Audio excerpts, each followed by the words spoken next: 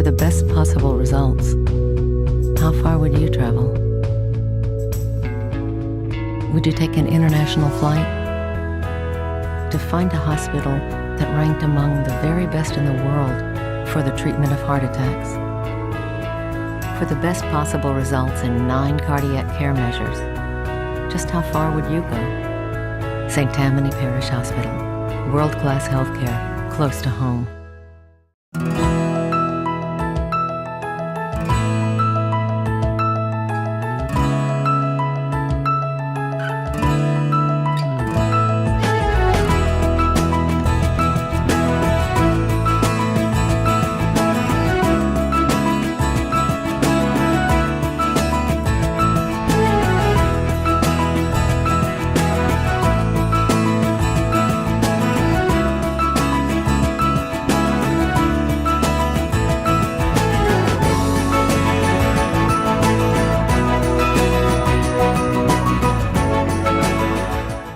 Hello and welcome to Healthy Living, brought to you by St. Tammany Parish Hospital. I'm your host, Christian Moises. Living in South Louisiana, food is king, and we clearly love to eat. But not all the food that we put into our bodies sometimes are the healthiest choices. We talk a lot on our shows about how eating right is the key to a healthy lifestyle, but we don't really tell you how to do that. So today we have 3 guests that are going to really kind of walk us through those steps on how to make nutritious meals, how to do correct grocery shopping and whatnot. So first we're joined by Hope Gardner, a clinical dietitian with our food services department. Hope, thanks for being here today. Good morning, Christian. You do a lot of interaction with patients at the hospital, kind of getting them to eat right and eat better and make healthy choices. Tell us a little bit about your interaction with those patients and kind of what your end goal is. Well, the ultimate goal of our profession as a dietitian is the prevention side of becoming sick. We don't like to wait until patients are sick and in the hospital, but of course once they are, it's our role to help them understand their diets, what's going to help them eat right, to help them feel good so they won't get sick in the long run. Right. I know some of the things that we were talking about before the show deals with kids, your interactions with kids and making sure kids are eating right. Early infancy through school age children, how can they maintain a healthy diet? Well, the first thing parents or caregivers can do for children is to start having more meals at home.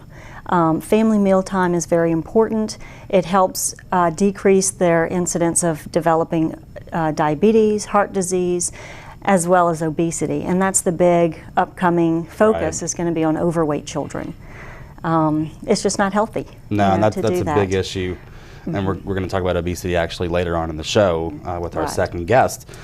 You talked about family mealtime, and that's a huge thing. And with society, actually, we've really kind of gotten away from that, sitting at the dinner table and talking and eating the correct foods.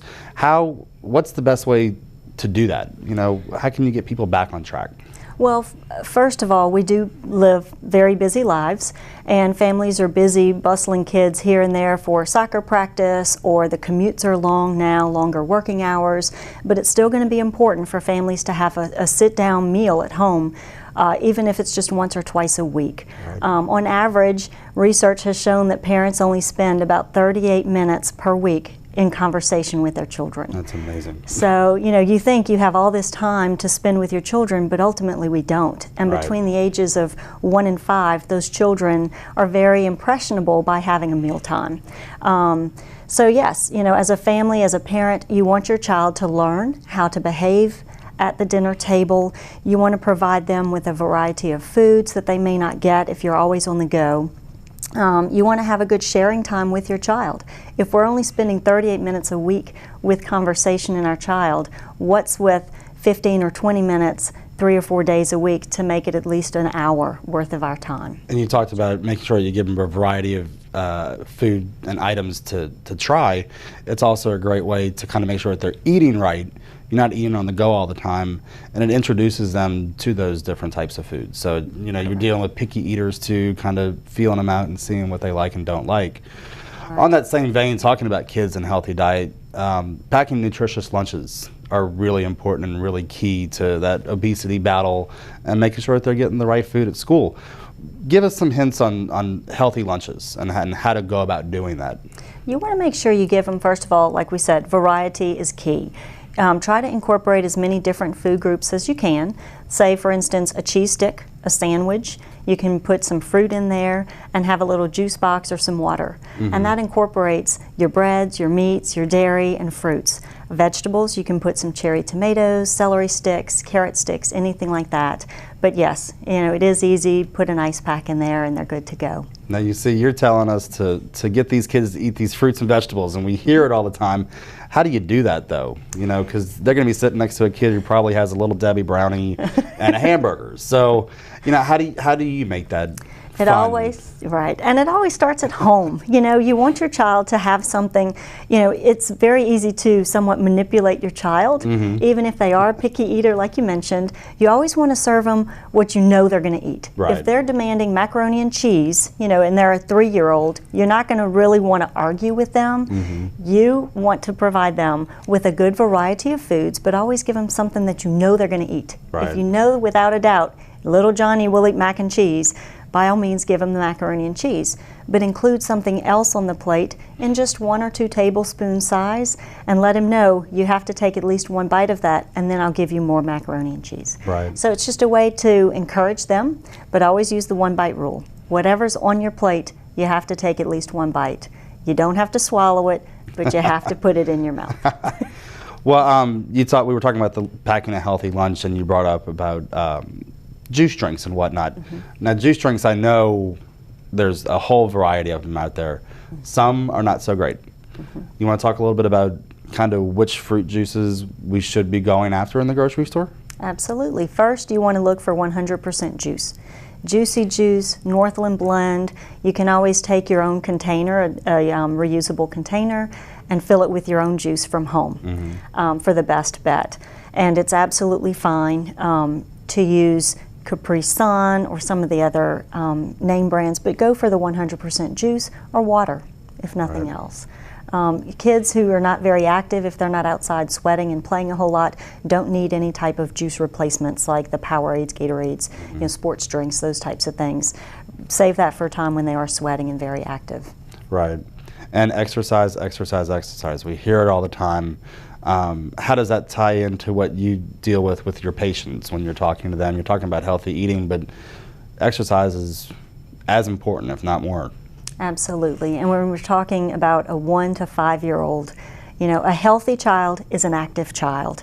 Just because they're running around playing all day long doesn't mean they're hyperactive. It means they're healthy. Right.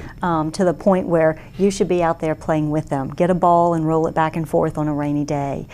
Play inside games if you can, Twister or some of those other fun games. But get out and get active. Absolutely. We could talk about this forever. Is there anything that we maybe have missed, any key points when it comes to maintaining a healthy diet, especially focused on children, that you would like to get across? Keep in mind that family mealtime, which is so important this day and age. Here in Louisiana, 12% of children between the ages of 2 and 5 are classified as being obese. Wow. So the one thing we can do is keep the meals at home. That doesn't mean you can't order pizza. Order pizza, have it delivered. But keep it simple. Include your child at the grocery store when you go. Have them pick out a few foods, and they have ownership, and they're going to want to try it when they get home. Right. But the main thing is just to make sure that you keep it fun, you keep it interesting, and let the child participate with that.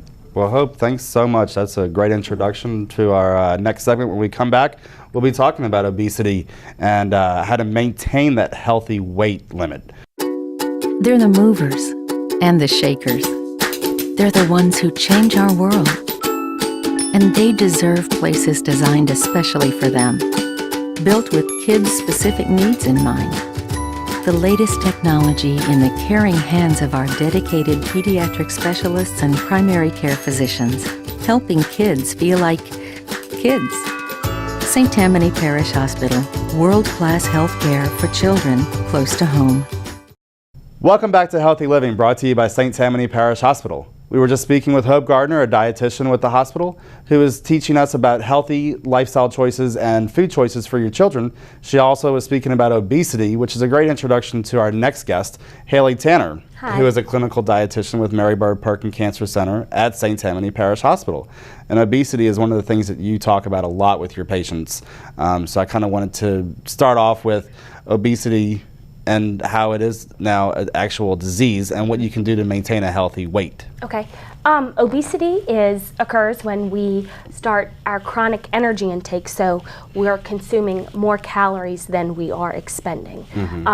So having said that, there are a lot of things, a lot of aspects that influence obesity, which include our genetic makeup, some medicines that we take, so some side effects of the medicines, our environment. So kind of like Hope was talking about earlier, you know, just constantly being on the run, drive-throughs.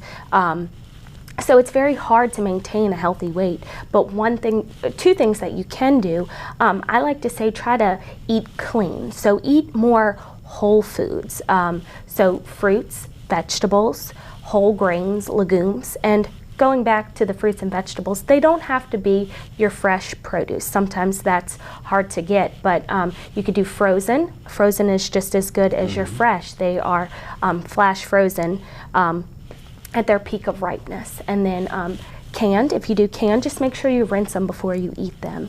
But also trying to adopt a physically active lifestyle is very important. So if you're not physically active, just try to make some changes in your daily activity. You know, maybe walk with coworkers during your lunch hour, or park further away from your building or the store and just taking those few extra steps. Take the stairs instead of the elevator. I mean, things, just got to make the effort for it. Right, or if you want, and you have the time in your busy schedule, you know, maybe go to a gym. Sit down with a personal trainer and, you know, talk to them, say, this is where I'm at and this is where I want to be, and they could help devise a plan for you and to get you more physically active. You have to start small. You don't want to start with this huge workout regimen because sometimes it can deter you from going back. It's being realistic. It's setting yourself up for success and not just going, you know, 110% right out of the box. That's right. We talked about maintaining a healthy weight. Part of that is portion control. Right. And I know you have some really cool tricks on things to kind of give you an idea of what size you should be eating of different types of food. Well, portions, they have grown over the past 20 years. In vending machines, when you get a 20-ounce Coke, that has nearly 240 calories, and 20 years ago, a bottle of Coke was 6.5 ounces. And the calorie difference between, you know, the Coke 20 years ago and the Coke today is 160 calories. It's kind of amazing. I'm bad about fast food, but you know, I'll go to Burger King, for example, I'll get a medium, and the drink that comes with the medium, I feel like it's a gallon of Diet Coke. It is, yeah, and so our perception of portions are distorted now. So what we think is a normal size portion is actually too large. So, but a few tips that you talked about earlier, a few tips to think about when making your plate would be, you know, for breakfast, if you want a waffle or a pancake, it should be the size of a CD or a DVD. Your cooked rice or cooked pasta should be the size of a tennis ball, and that's cooked, not raw, but cooked. Your yield portion should be the size of a tennis ball. A baseball is a good reference for how much vegetables or fruit you should be eating. Cereal in the mornings. Cooked cereal or other cereals, dry cereals, should be the size of your fist. A good size for a portion of meat, one serving size of a piece of chicken or a hamburger should be the size of a deck of cards. That's 3 ounces. Well, I need to do some rethinking because I'm probably eating 2 or 3 fistfuls of cereal in the morning. Yes, me too, me too. But you know, and one of the things, I don't know if you've come across this and this is what you share, but I had done Weight Watchers a couple of years ago. One of the best things, going back to even family mealtime, is don't bring the food to the table. Yes. Serve yourself in the kitchen. Correct. You know, so that way you're not having complete access to that at the table. You can just keep getting that mashed potato as much as you want. And I noticed that at home, you know, when I have the meal on the table, I'm always getting more potatoes or, you know, more of something that I shouldn't be getting. So it is best to leave it in the kitchen and not at the table with you. It's and is serving yourself on a smaller plate, you know, I've heard that before. Yes. Is that a good way to? It is, because that helps you put portions into perspective, you know, because we tend to want to fill up our plate. Right. So if you use a salad plate, it's, you know, you get that perception of those are the Right. and those are the right portions. Yeah, now one of the things you do talk about also with patients is reducing red meat consumption. And why is that so important? You want the red meat in your diet, but there's good ways to go about it. Right. The American Institute of Cancer Research recommends that you exceed no more than 24 ounces a week of beef, lamb, and pork. But some other protein is very important in your diet. It helps you stay full. So choosing fish, chicken, beans. Beans are an excellent protein. Pair it with some whole grain rice because that will make it a complete protein. Right.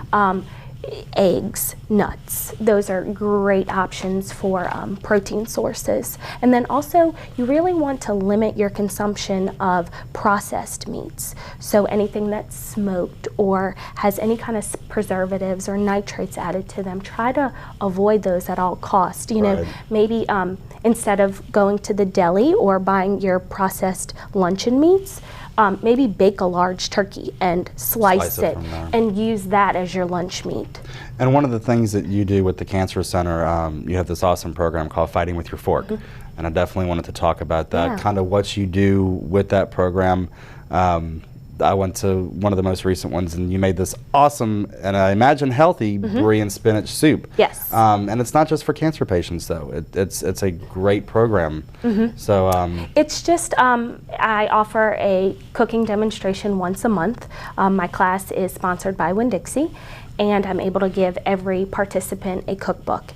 And these cookbooks are using whole foods, you know, minimally processed foods. Your broths, a lot of your broths they're telling you to make from scratch, and I do. But the cream of spinach and brie soup, that was actually a broth-based soup, but it looked creamy because it was the brie that made it give that appearance. And the class is great because it teaches you how to maintain those healthy weights and cook smartly and healthily. Not a word, but you know what I'm getting at. Healthy. So, well, great. Haley, I appreciate it. Thank you so much for being here today. Thank you for having me. And we'll be back shortly. After meticulous planning and loads of preparation, the instruments are ready. The lights are focused. Introducing the Covington Surgery Center, a state-of-the-art outpatient surgical facility right in your own backyard. St. Tammany Parish Hospital, world-class healthcare close to home. Welcome back. We've been talking about healthy eating and some of the portion control sizes, how you can incorporate your kids, pack healthy lunches. But now that you have all that information, we're actually going to give you the how-to to do this in the kitchen and how to pick those correct groceries. To help us with that is our chef at St. Tammany Parish Hospital, Abry Crosby. Thanks for being here today. Glad to be here. You cook some great food, Thank you. which I have to mention before we even get into this. You cook healthy food in our cafeteria, which is open to the public. We do. You should make it a point to come by. You should make it a point to come by and have lunch sometime at the hospital. But Most inexpensive meal in the parish. it really is. I was kind of blown away when I started eating there. So you know, lunch. We have a great staff. We have a lot Lunch of under good people. $5 in this economy is great. But talking about healthy cooking and whatnot, you were gonna you'd like to share some of those secrets on how to do that in your home. And one of the big things is how to correctly shop at the grocery store. That's where it starts, and it's hard to do that. You've got all these different packages of things, and the labels are set up so that the servings are skew. So it says 1 serving on a package or 12 servings on a package, and you have to kind of define which ones are which. I usually start at the back of the grocery store, the opposite way that's set up, because you get your staples that way, and then you kind of go to the front. The store's set up to kind of fix you in a certain direction. So it helps to work their system as you would work your own system, if you will. Try not to buy a lot of box jobs, as we call them box jobs, pre-made meals. They have a lot of sodium in them, a lot of trans fats, and the trans fats help hold things together and keep them on a longer shelf life. So does the sodium, so does the salt.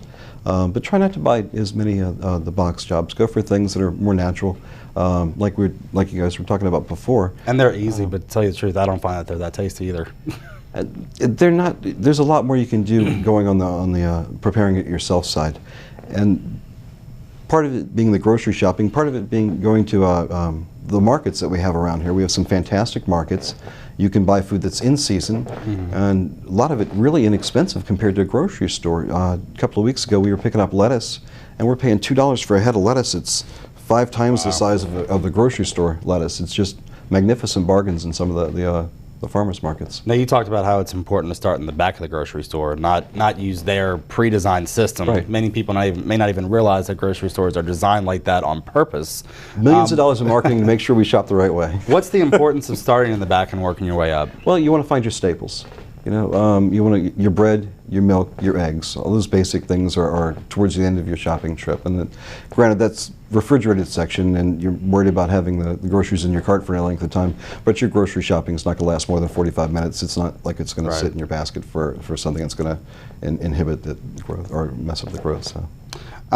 One of the things that we want to talk about is once you have those groceries and you're in the kitchen, looking at recipes. How can you alter recipes to trim the fat, trim the cholesterol, sodium, whatnot? How do you alter that and still have the recipe taste great? That's part of the fun of playing with your food. Besides grocery shopping and the farmers markets, I'd like to dip into just a little bit of having the kids take ownership, which I think Hope talked about a little bit. Grow a garden. It doesn't have to be some big masterful expanse of your entire yard. You can just take Swiss chard or rainbow chard, which is really colorful, tastes like a cross between celery and lettuce, and it goes wonderful in salads, and put that right in your front garden. It looks beautiful. You can trim off little leaves here and there, and your children can do that with you. They'll plant with you. They'll go and trim the garden. We give my kids a bowl and say, okay, yard time.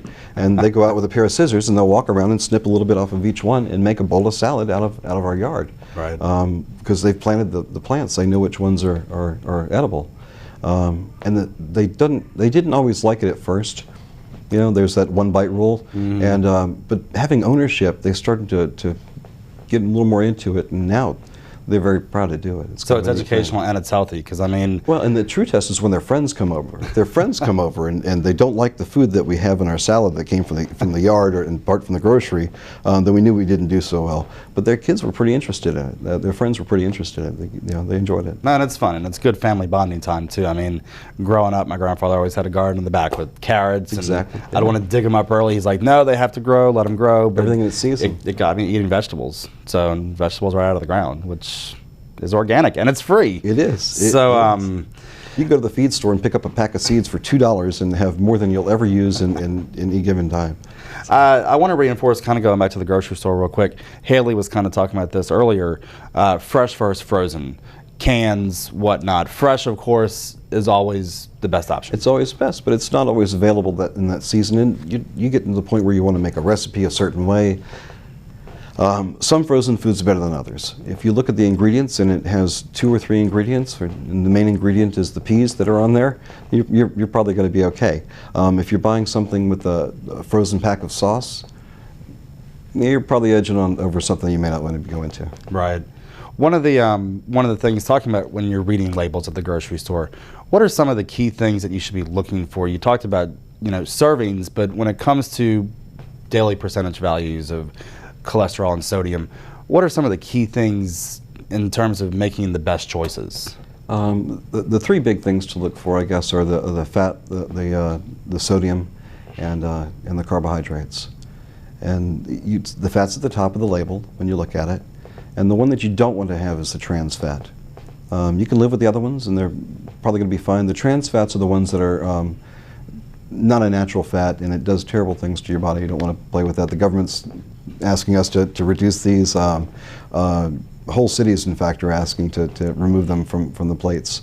And then, so you don't want to have that in your food. When you go down to the sodium, 1,500 milligrams is a good amount for a whole day. That's a little less than a teaspoon. If you were to hold that in your hand, you would think, oh, I don't want to eat that. That's a tremendous amount. But then you take a can of soup that has 2 servings in it, and there's 800, 900 milligrams of sodium per serving. So you have to watch how much you're taking in. It never amazes me, even though some of those soups say no sodium, the way people eat it, because they think that I'm eating soup, it's healthier. Sure, but they're loaded with sodium, and it makes up it. I guess that's why you're saying no box. Try to avoid boxed meals. Sure. Because they make up. And there are all alternatives out there. Just on tomato sauce or tomatoes, if you walk up in the grocery store and there's 15, 20 different types of tomatoes and as many brands. Pick up a couple and compare. Some of them have 10, 15 milligrams of sodium for the entire can, which is incredible, or per serving. And then some of them have 10 and 15 times that. So it's a decision you have to make. You have to take a second and put your glasses on and read what it says on the package, you know. Well, Chef, I appreciate it. You know, and I have to say too, coming out in our next issue of Heart to Heart, you're starting to provide some awesome recipes that are very tasty, but they're also health conscious. We have them on our website, we have them on our social media accounts, and they're going to be in Heart to Heart. And you're going to, you know, hopefully we can get you to keep sharing, you know, your secret recipe files. It's a pleasure to do it. We have a great staff. We have a little garden at the hospital that we put our fresh herbs in that we kind of jazz up the food a little bit with. And it's my office window overlooks it, and you know, a lot of times y'all will be fresh grilling, which, you know, for a hospital is great, because grilling is always a healthy option. Our foundation was nice enough to pick up a smoker for us, but you know, just what you're saying, when you're cooking the food in a certain way, that grilling process, that smoking process, adds flavor to something that you don't have to add the salt to. Right. And it drips the fat off of it. So taste before you salt. Always. Is what I've always been taught. Always. Cool. Well, Chef, I appreciate it. Thanks for being here. Thank you, Christian. Thank you for joining us today. We'll see you next time.